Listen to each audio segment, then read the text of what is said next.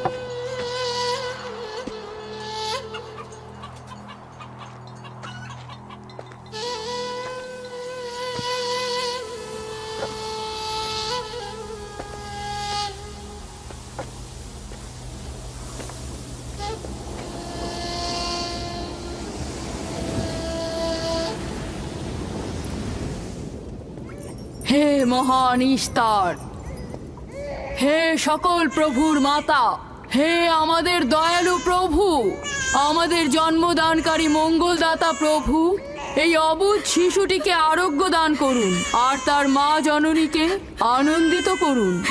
এই অবুঝ শিশুর মাতা প্রতিজ্ঞা করেছে প্রভু, তোমার দরবারে সে মূল্যবান হাদিয়া প্রদান করবে।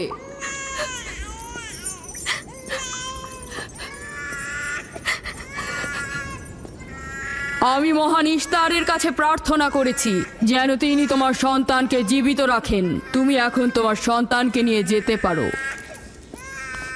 তুমি তোমার সন্তানকে ঠিক সেভাবে মানুষ করবে যেন সে বড় হয়ে নিজেকে ইস্তারের সেবায় বিলিয়ে দিতে পারে। আপনিও মহান ইস্তারের কাছে আমি অনেক কৃতজ্ঞ।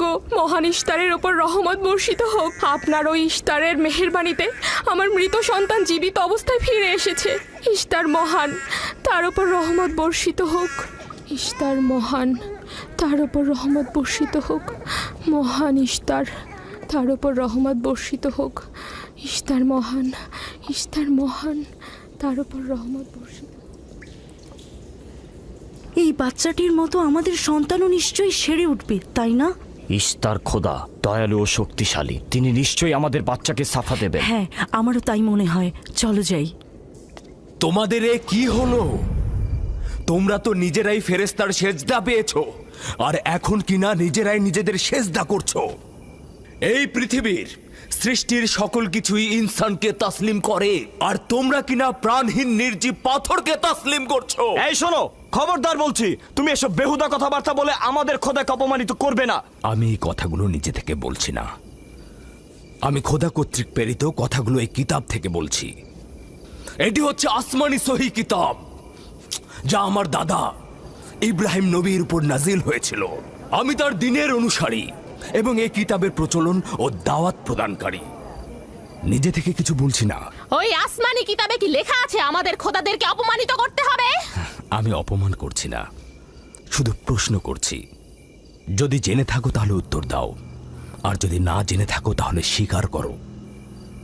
তোমাদের জিজ্ঞাসা করছি, ওই মন্দিরে রাখা ইস্তারের মূর্তিগুলো কি তোমাদের প্রভু, নাকি তোমাদের তৈরি বস্তু? ইস্তার তোমাদের উপর প্রভাব বিস্তার করে নাকি তোমরা ইস্তারের উপর? ইস্তার তোমাদেরকে শাসন করে নাকি তোমরা ইস্তারকে? পাথরের তৈরি ইস্তার যদি দুর্বল ও অক্ষম হয়ে থাকে, তবে কি করে আমাদের বাচ্চাদেরকে সাফা দেয়? সত্যি কথা, আমরাও দেখেছি। হ্যাঁ, তার হাকিকাত আছে। ইস্তার তার সন্তানকে সাফা দিয়েছে, আমি দেখেছি। ওই প্রজ্ঞাবান যিনি তোমাদের আহাজারি শুনেছেন, তিনি তোমাদেরকে সাফা প্রদান করেছেন, না ইস্তার। যদিও তোমরা খোদা ছাড়া প্রার্থনা করেছ আর তিনি ছাড়া তোমরা সাহায্য চেয়েছ, কিন্তু তিনি সকল কিছু সম্বন্ধে অবগত আছেন, তাই তোমাদের আহাজারিতে তার রহমত বর্ষিত হয়েছে, তোমাদেরকে সে সাহায্য করেছেন। সাধারণ দৃষ্টিতে তোমরা ইস্তারকে দেখেছ, অন্তর্দৃষ্টিতে দেখনি, তাই মূল সাফা প্রদানকারীকে চিনতে পারোনি। ইয়াকুবের কথার মূল অর্থটা আমি এখন বুঝতে পারছি। সে চাইছে যে আমরা আমাদের খোদাদেরকে বাদ দিয়ে তার খোদার ইবাদত করি। আমরা আমাদের খোদার অনেক কল্যাণকর কাজ দেখেছি, তোমার খোদার কি দেখছি? আমি তোমাদেরকে সকলের চাইতে ঊর্ধ্বে অবস্থিত খোদার দিকে আহ্বান করছি।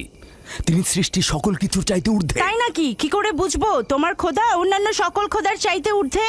তুমি আর তোমার খোদা ও ইস্তারের মন্দিরের ধর্মযাজকের মতো স্বর্ণরৌপ্য লুটে নিতে চাইছো না, তা কি করে বিশ্বাস করব? আমার বাস্তব অবস্থা হচ্ছে আমি গভর্নর লাবানের নিয়োজিত রাখাল। আমার কোনো কিছুই নেই, আর কোনো কিছুর জন্য আমি কারো কাছে প্রতিদানও চাইনি।